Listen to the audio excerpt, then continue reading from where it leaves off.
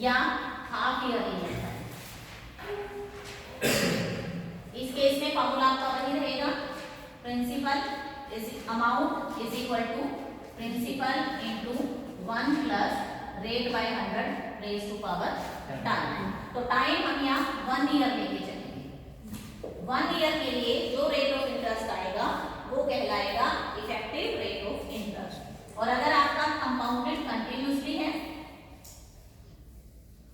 If it is compounded continuously, तो क्या formula बताया था आपका अमाउंट निकालने का, P e की पावर Rn बाय 100। n क्या था, टाइम। टाइम यहाँ पर हमें क्या लेना है, 1 लेना है, तो ये फार्मूला क्या बन जाएगा, P e R बाय 100। यहाँ जो आपकी R की वैल्यू आएगी that will be your effective rate of interest. ठीक है, अब इसके बेस पे क्वेश्चन करते हैं। Find the effective rate of interest of 10% per annum payable half yearly.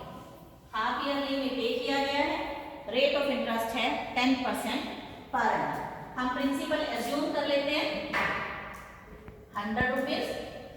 Time कितना लेके चलना है, 1 ईयर, लेकिन अब कितना कर रहा है ये, 6 मंथली कर रहा है ना, हाफ ईयरली।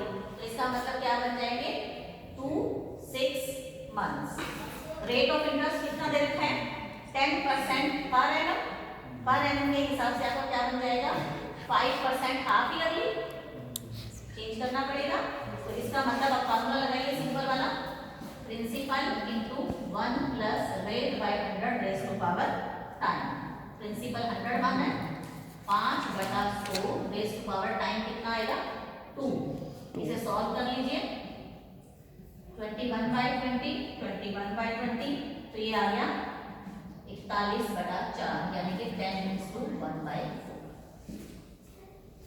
10:1, 4 से 41/4, सॉरी, इसको इसकी जरूरत नहीं है। पहले कंपाउंड इंटरेस्ट निकालो। कंपाउंड इंटरेस्ट कितना आएगा, 4 से 41/4 माइनस 100, सॉल्व करके 41/4, 10:1/4%। मतलब 100 रुपए के लिए जितना कंपाउंड इंटरेस्ट बैठा है एनुअल इंटरेस्ट के हिसाब से, वो आपका कहलाएगा effective rate of interest. Clear. इसी तरह नेक्स्ट है, आपको अगर हाफ ईयरली में कन्वर्ट करना है तो आपको पता है कि हमें टाइम को डबल कर देना है, रेट ऑफ इंटरेस्ट को हाफ कर देना है। अगर हमें दिया हुआ है कंपाउंडेड क्वार्टरली, तो क्या करना है, टाइम को 4 से मल्टीप्लाई करना है और रेट ऑफ इंटरेस्ट को 4 से डिवाइड करना है। अगर इसको दिया हुआ है कंपाउंडेड मंथली, तो टाइम को 12 से मल्टीप्लाई करना है और रेट ऑफ इंटरेस्ट को 12 से डिवाइड करना है। राइट।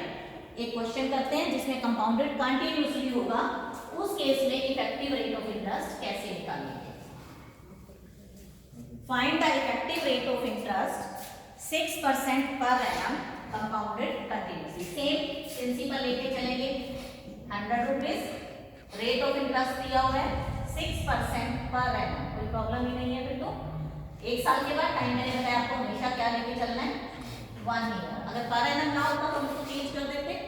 अब पर एनम ही दे रखा है तो हमें एनम मतलब साल, तो हमें इसको 1 ईयर ही लेके चलना है। कंपाउंडेड कंटिन्यूसली दे रखा है तो फार्मूला कौन सा लगाएंगे, Rn बाय 100।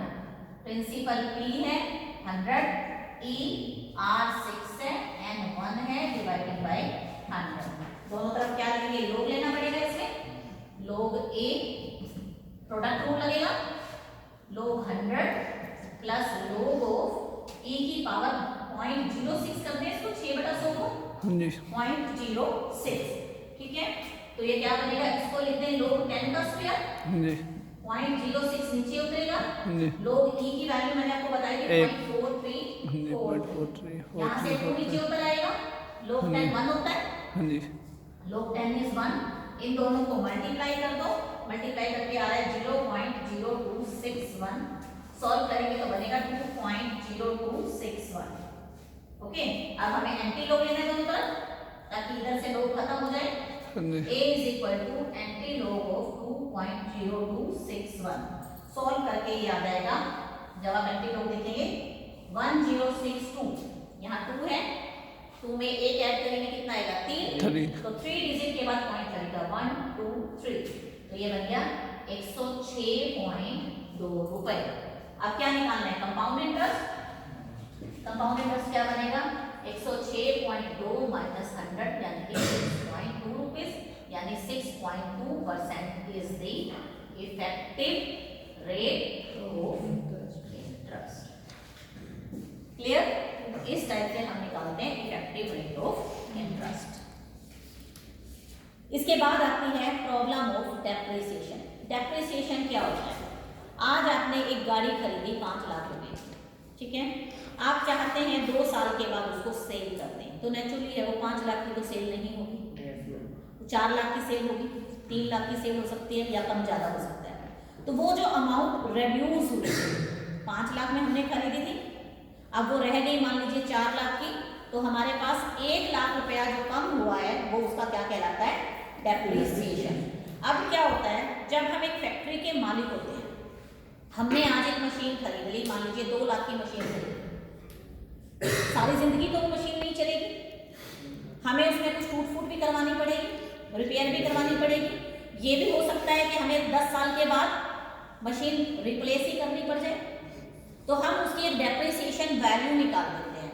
हम ये निकालना चाहते हैं कि 1 साल के बाद उसकी वैल्यू कितनी रह जाएगी, 2 साल के बाद उसकी वैल्यू कितनी रह जाएगी, 3 साल के बाद उसकी वैल्यू कितनी रह जाएगी, ठीक है। उससे हमारे पास क्या आइडिया लग जाता है कि मान लीजिए हमें कोई एक्स्ट्रा सेविंग करनी है, तो हम अपने माइंड में ये बिठा के रखते हैं कि ये इस स्पीड से डेप्रिशिएट हो रही है। मान लो 1 लाख रुपए हर साल के हिसाब से डेप्रिशिएशन दे रही है, तो 10 साल के बाद तो जीरो हो गई ना उसकी वैल्यू, तो इसका मतलब हमें 10 साल के बाद दोबारा मशीन खरीदनी पड़ेगी ना।